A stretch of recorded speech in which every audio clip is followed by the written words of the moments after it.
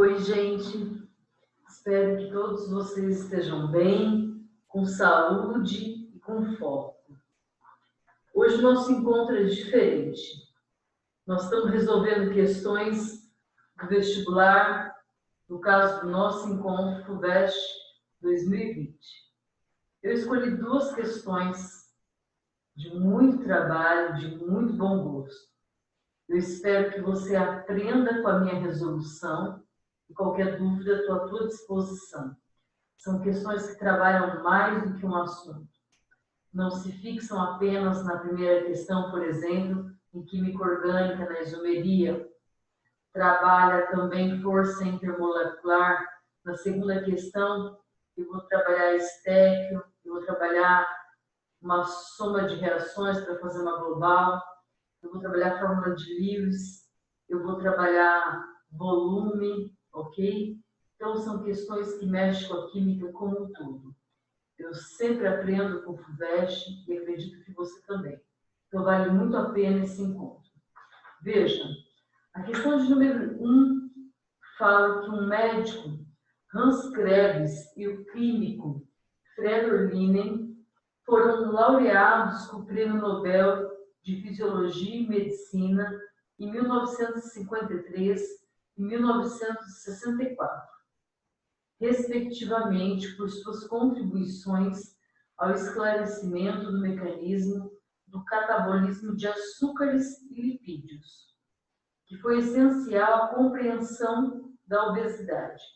Ambos lançaram mão de reações clássicas da química orgânica, representados de forma simplificada pelo esquema que mostra a conversão de uma cadeia saturada em uma cetona, em que cada etapa é catalisada por uma enzima E. Ele está te contando que formou uma cetona nas entrelinhas do enunciado. Então, preste bem atenção. A. Complete no espaço determinado, na folha de respostas, a fórmula estrutural de 4, pela oxidação do álcool 3. Vamos para o colinho da questão e a gente preenche o quadro que corresponde ao número 4. Em verdade, aqui existia o número 1, aqui o 2, aqui o 3 e aqui o 4. E é esse 4 que ele quer. Se você lembrar de oxidação de álcoois, álcool primário, quando oxida, vira aldeído, que se oxida a ácido carboxílico, ok? Então, ácido carboxílico é o produto final da oxidação de um álcool primário. Álcool secundário, quando oxida, vira cetona. E álcool terciário não oxida. Eu vou fazer com profundidade, mas vou mostrar a resposta que a FUVEST queria. Se você for pensar, ele fala lá na nota da questão que note a dote, L1 e L2 são cadeias saturadas, com átomos de carbono diferentes, mas elas são diferentes entre si, mas ambas trazem carbono e hidrogênio. Então, eu queria que você enxergasse, primeiramente, que aqui eu tenho um álcool secundário. Veja, se para cá ele traz carbono e hidrogênio, para cá também traz carbono e hidrogênio, o OH desse álcool está ligado no carbono secundário. Tudo bem? Então, vamos lá. Daí, lembra a oxidação de álcool? Para quem não lembra, um álcool secundário, ele está ligado num carbono que se liga em 2 carbonos. Então, esse carbono aqui é secundário. Não importa o tamanho da cadeia para a direita e para a esquerda. Importa que é um álcool secundário. Quando ele sofrer a oxidação, estou colocando um oxigênio nascente, na presença de um agente forte, permanganato de potássio, agente oxidante forte. O que acontece? Esse oxigênio, ele entra entre o carbono da função e o hidrogênio que existe pendurado nele. Então, em verdade, forma um diol geminal. Gêmeos significa juntos. No mesmo carbono ficam dois álcoois, diol geminal. Aí, o que acontece é que duas funções idênticas do mesmo carbono é instável. Ocorre no meio ácido uma desidratação. Então, no meio ácido, acontece uma desidratação. H e OH formam água. Esse carbono aqui, para que ele fique estável, ele estabelece uma dupla com esse oxigênio. Então, eu queria que você compreendesse a formação de C-O, que é uma carbonila entre carbonos, formando cetona. Ok? Então, o que eu tenho aqui é a formação de uma carbonila entre carbonos nesse carbono aqui. Cuidado, porque esse carbono ele já tinha um carbono. Vamos até desenhar do mesmo jeito que a questão, para não perder a raiz. Então, vamos manter R1, C, H, esse carbono vai virar cetona, então ele vai perder esses Hs, e aqui R2. Entende? Da maneira completa que eu te ensinei, mas a FUVEST viu o quadro com a molécula formada. Álcool secundário formou cetona, essa carbonila nossa está entre carbonos, preenchemos o quadro. Aqui eu te contei a história inteira do que acontece. Não fala demais, não. Ela pediu o quadro, ok? Vamos continuar a questão.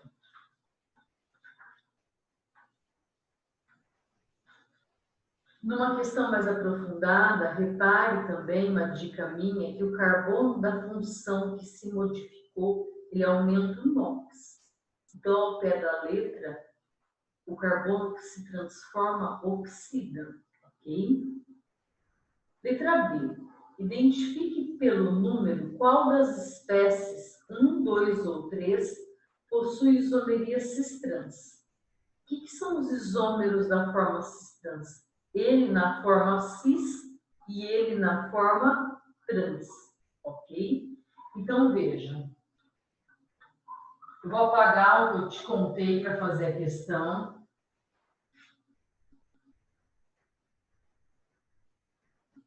Dentro da letra B, esse composto aqui tinha dupla entre carbonos. Se ele contou lá no note a dot que R1 e R2 são diferentes entre si e carregam carbono e hidrogênio, não importa, na verdade, se o lado direito e o lado esquerdo são iguais ou diferentes. O que importa é que os ligantes do mesmo carbono que antecede e sucede a dupla sejam diferentes entre si. H tem que ser diferente de R1. H tem que ser diferente de R2. Então, veja, na letra B, quando eu faço assim, eu abro as pernas dos carbonos de maneira que eu saiba que esse carbono é um carbono sp2, é um carbono que fica com 120 graus para cada um dos lados, ok? Entenda que desses dois ligantes, já que esse carrega carbono e hidrogênio, R1 é o de maior massa do que H. Desses dois ligantes, R2 tem maior massa do que H. Tudo bem? Então, entenda que nessa forma eu coloquei os ligantes de maior massa para o mesmo lado do plano. Que plano, Daia? O teu plano na isomeria cis-trans é o plano que passa sobre a dupla. Então, eu vou estabelecer um plano sobre a dupla. E aqui o isômero está na forma cis. É convenção que a gente coloque cis e o nome do isômero, o nome do composto. Trans e o nome do composto. mas aqui a gente não conhece R1 e R2 para dar nome a esses isômeros. A gente sabe qual a forma cis, qual a forma trans. Para obter a forma trans, eu ingesso a minha dupla aqui, como eu te falei, carbono sp2, 120 graus para cada um dos lados. Veja, um dos lados eu mantenho, o outro lado eu inverto. Ok? Agora, no plano que eu passei sobre a minha dupla, os ligantes de maiores massas estão em lados opostos ao plano. Então, o mesmo lado do plano, cis. Lados opostos, ligantes de maiores massas, isômero trans. Ok?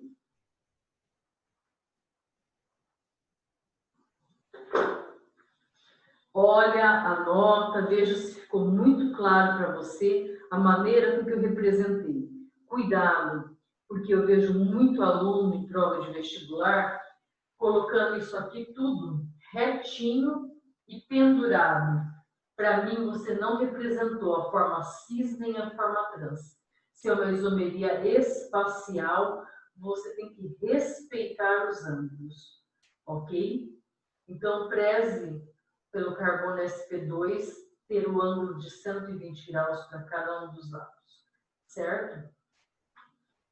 E por fim, nós vamos pela letra C da questão. A letra C da tua questão falava assim: se R1 e R2 forem cadeias carbônicas curtas, os compostos representados por 3 serão bastante solúveis em água, enquanto que R1 e ou R2 forem longas, os compostos representados por 3 serão pouco solúveis em água. Aí ele fala assim para você: por outro lado, os compostos representados por 1 e 2 serão pouco solúveis ou insolúveis praticamente em água. Explica a diferença do comportamento entre 1 e 2 e 3 com relação à água. Veja, 1 e 2, sabendo que R1 e R2 só carregam carbono e hidrogênio, 1 e 2, eu estou falando de hidrocarbonetos. Todo hidrocarboneto é apolar, ok? Então, todo hidrocarboneto é apolar, ok? Não interage, não dissolve na água, certo? Lembra da regra mãe: semelhante dissolve semelhante, polar dissolve polar e apolar dissolve apolar, ok? Porém, ele fala para você comparar isso com o composto 3. O composto 3 carrega uma hidroxila. O composto 3 é um álcool, uma hidroxila ligada em carbono saturado, certo? Álcool interage naquele OH com água por pontos de hidrogênio, certo? Álcoois pequenos interagem com água. À medida que eu for aumentando aquele R, vai aumentando a parte de carbono e hidrogênio, eu vou diminuindo a solubilidade do meu álcool na água. Ok? Então, ele fala assim para você. Por outro lado, os compostos 1 e 2 são pouco solúveis em água, independente do tamanho. Explique a diferença de 1 e 2 com a espécie 3. 1 e 2 não solubilizam na água porque são apolares, por se tratarem de hidrocarbonetos, já que a água é polar. A espécie 3, se R1 e R2 forem partes curtas, radicais curtos, se solubilizam em água. À medida que eu for aumentando R1 e R2, eles vão diminuindo a solubilidade em água, estou aumentando a parte de carbono e hidrogênios, ok? Se forem ficando cadeias muito longas de carbono e hidrogênio, vai perdendo a força da hidroxila interagir com a água no álcool. e ele vai ficando praticamente insolúvel, aquele álcool na água. Eu vou te dar uma dica para outras questões, inclusive, desse assunto. Quando você tem um único álcool na tua cadeia, a tua cadeia tiver até 4 carbonos, com um único álcool, tudo bem? Até 4 carbonos, eu posso falar que ela é praticamente solúvel, ok, em água. Entre 5 e 6 carbonos, a solubilidade é baixa. Acima de 6 é praticamente insolúvel. Porém, se a tua questão é encher a tua cadeia de hidroxilas, aí mudou a história. Aí eu aumentei totalmente a interação com a água. Entende? Ok? Espero que você tenha acrescentado muito aquilo que você já sabia com essa minha resolução. Tá? Vamos para a próxima.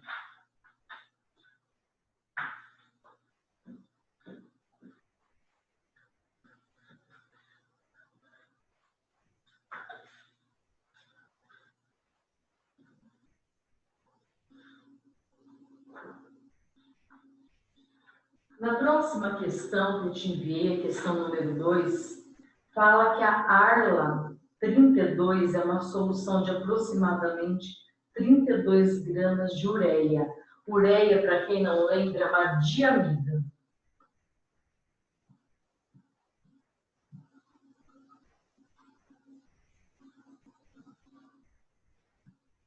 Ok?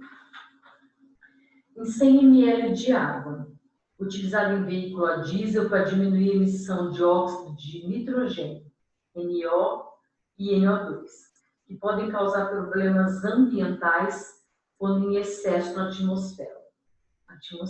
Falei do cebolinha.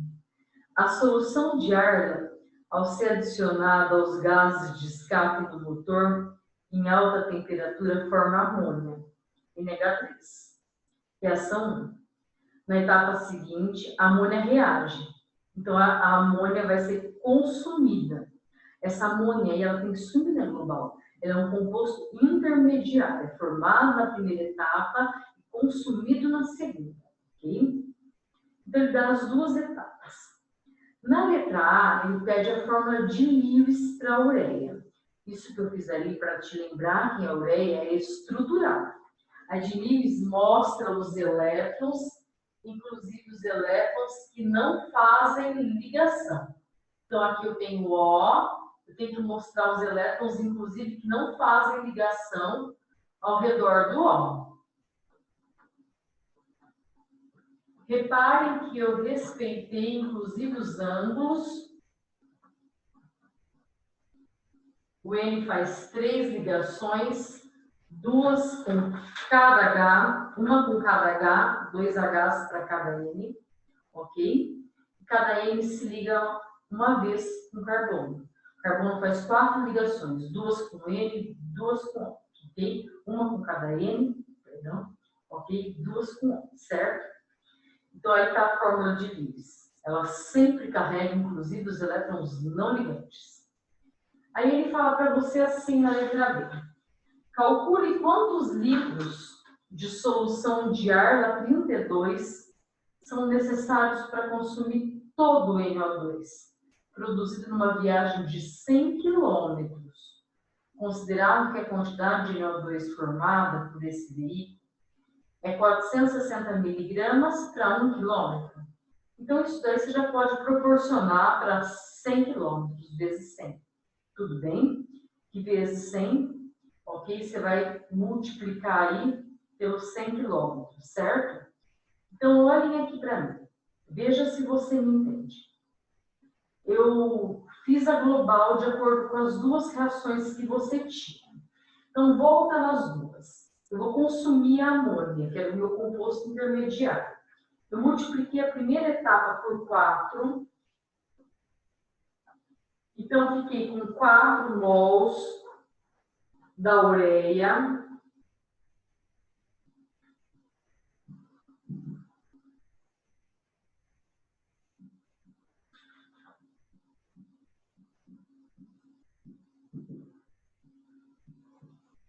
E eu mantive a segunda reação. amônias mais 6NO2, dando 7N2 mais 12 águas. Vamos junto tirar a reação global.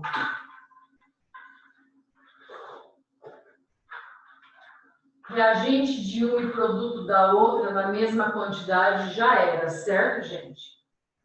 Aqui na global eu botei 4 mols da ureia,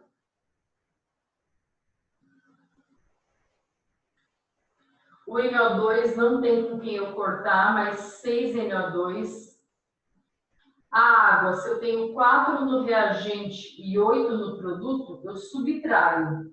Vai sobrar 8 no produto, certo? Então, vamos lá. Meu produto ficou 7 mols de gás nitrogênio, 4 de gás carbônico e 8 de água. Olha, vê se tudo bem para você. Sempre a tua global tem que estar balanceada. Se ela não tiver, existe um erro, ok? Então, a soma das parciais tem que dar uma global balanceada, ok? Repare no seguinte, ele fala para você, então, que ele quer saber o volume, certo? Da área 32. Então, parte do princípio dos 460 miligramas por quilômetro. Então, por quilômetro rodado. Para 1 quilômetro, para 100 quilômetros, eu multipliquei aí por 100, certo? Então, era 0,46, passando para grama, 0,46 gramas, ok? Para 1 quilômetro. Para 100 quilômetros, 46 gramas.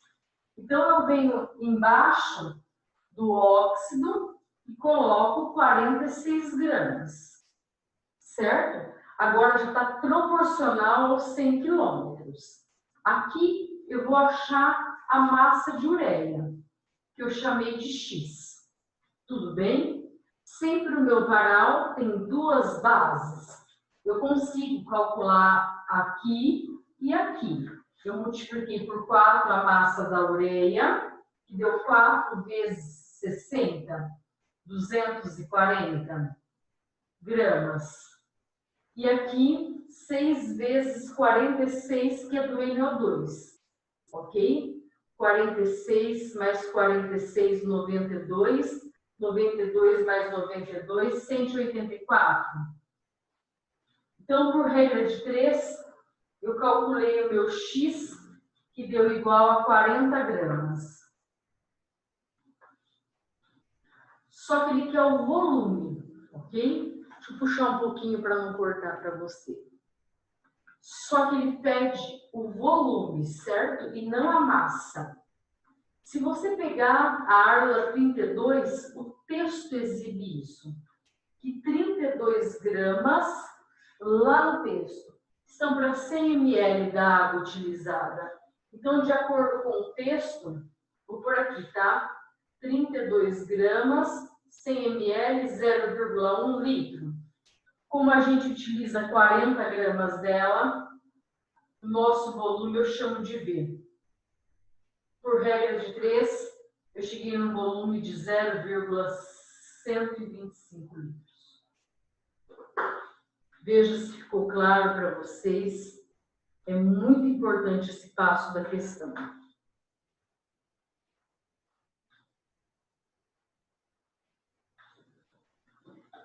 Para a gente fechar a questão, ele fala que considerando que a reação entre amônia e NO forma os mesmos produtos dessa reação que a gente fez. O volume gasto de Arla 32 para consumir o NO seria menor, igual ou maior usado para consumir a mesma quantidade em mol de NO2. Justifique mostrando a reação entre NH3 e NO. Eu fiz a reação entre NH3 e NO para te mostrar. Olhem aqui para mim.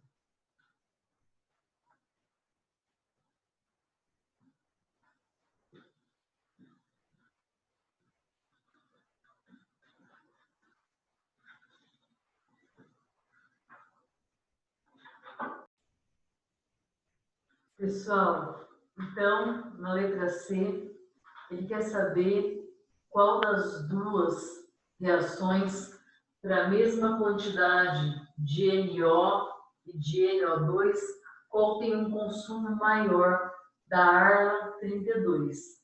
Repare você que eu trouxe as reações prontas para a gente ganhar tempo aqui, mas primeiro eu peguei a reação 2 que a gente usou lá no item B, então amônia com NO2.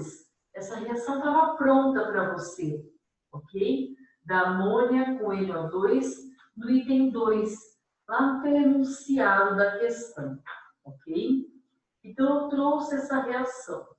Para essa mesma quantidade de NO2, eu implantei o NO, reagindo com a amônia, certo?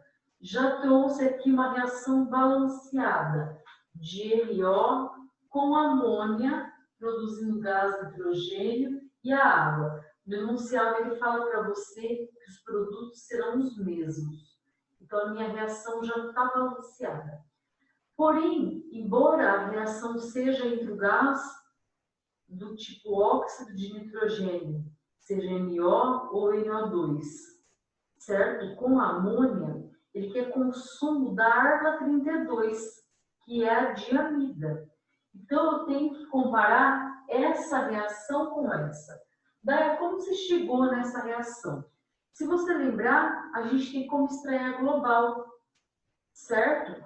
A tua amônia, ela é um composto intermediário, ela cai fora quando você extrai a global. Nós fizemos isso muito bem já no item B, usando essa reação e multiplicando por 4 o item 1. Extraímos essa global aqui. E essa daqui, Gaia? Repare que aqui eu tenho 4 amônias. Então, para eu produzir 4 amônias no item 1 no meu enunciado e chegar nessa global, eu tive que pegar o item 1 do enunciado e multiplicar por 2 ele todo, para produzir 4 amônias e chegar nessa global. Me acompanhe, tá? Eu desenvolvo com você para te provar onde eu cheguei. O item 1 lá do teu enunciado. Eu peguei e multipliquei por 2 aquela reação de número 1. Então, vai estar 2 vezes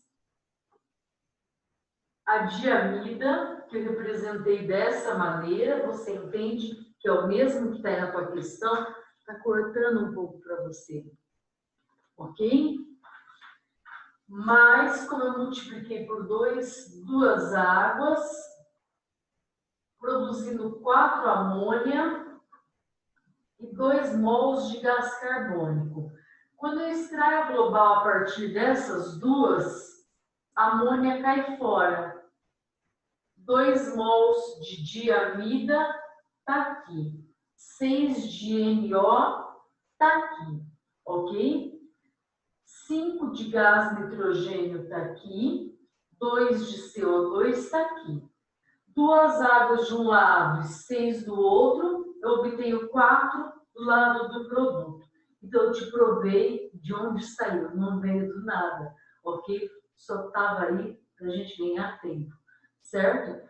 A gente compara as duas reações para a mesma quantidade de NO2 e de NO. Você concorda que o NO consome um volume menor da ureia, que é o ingrediente principal da nossa Arla 32.